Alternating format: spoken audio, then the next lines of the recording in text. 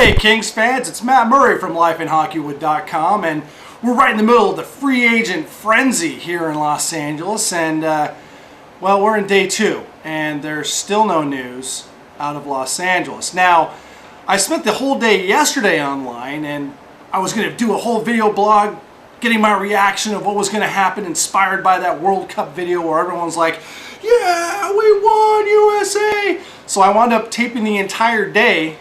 Here's how that went. Alright, I'm ready. Got my Twitter feed, I got letsgokings.com, I got Facebook, got everything ready to go, I got my cup of coffee. Bring on Ilya Kovalchuk!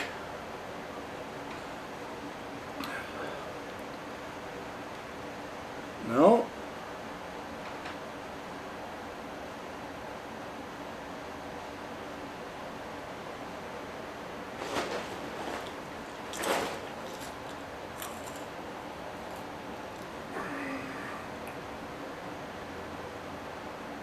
What?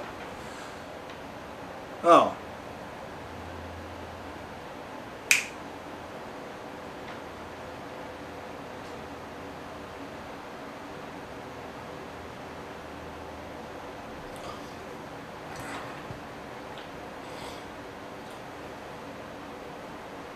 Yeah, not a lot of work got done yesterday.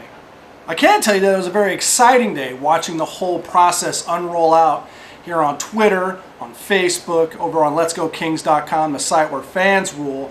It's amazing to see how strong the fan base is here in the summertime. We've been waiting all this time for Dean Lombardi to make this move, to sign Ilya Kovalchuk, and nothing happened. A lot of Kings fans were panicking. A lot of Kings fans, the sky is falling, the sky is falling. That's not simply the case, because this is a very unique player that the Kings are trying to chase here.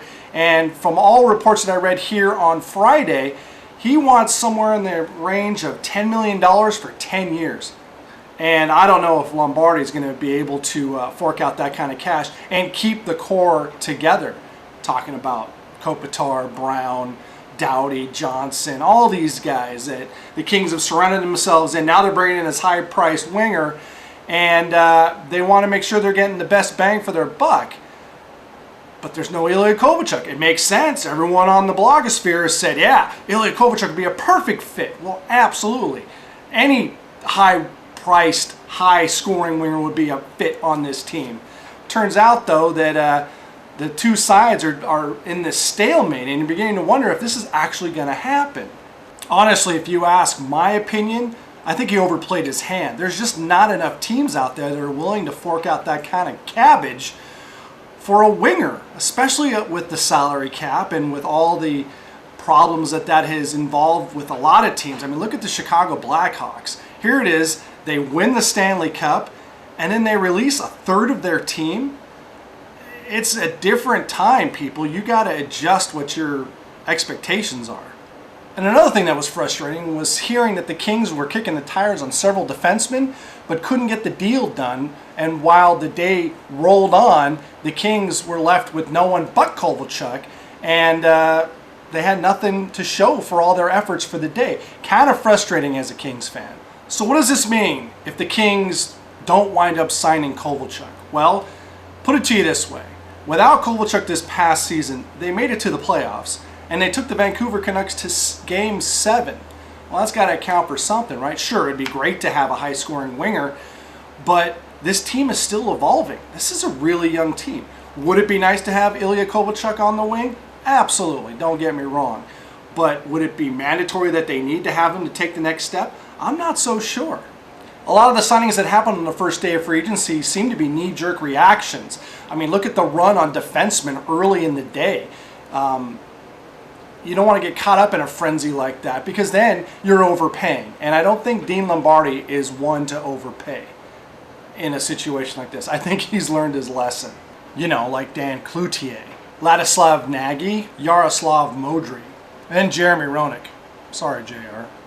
So now it seems that the Kings and Kovalchuk are deadlocked, trying to decide how much is going to be enough to bring in the Russian Tsar to the Kings organization.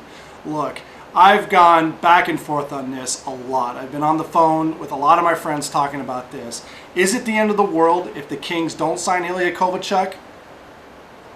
Yes, panic, panic! No, I'm just kidding. The Kings will be just fine with or without Ilya Kovalchuk. They'd be better off with Ilya Kovalchuk, but you also have to think about the future. The Kings don't want to get into the same situation that the Chicago Blackhawks are in now, and I think it's just going to be inevitable. They're going to be releasing some guys, they're going to be trading away some guys. That's why you don't get married to the guys, you get married to the team. So if Dean Lombardi is able to convince Ilya Kovalchuk that this is the right situation for him, bang on. Outstanding. But if he doesn't, well, it is not going to stop me from rooting for the Kings or blogging about the Kings or doing a podcast about the Kings or doing videos about the Kings. What I can say is that the Kings are better off after going to the playoffs this year and getting that experience as a group. Would be better off if they had Kovalchuk? Sure. But I'm still anxious to see how this team is evolving. Regardless of what happens, I'm just enjoying my summer. I hope you're doing the same. So I'm going to go back to it. I'm going to go out and jump in the pool. For lifeinhockey.com, I'm Matt Murray. Let's go Kings.